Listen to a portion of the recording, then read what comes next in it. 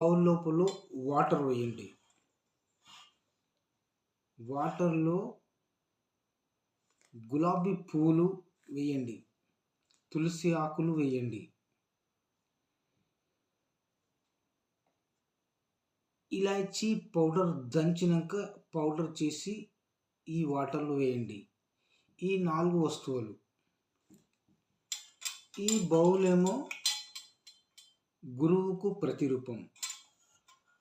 నీరేమో చంద్రునికి ప్రతిరూపం. తులసి ఆకేమో విష్ణు భగవంతునికి ప్రతిరూపం.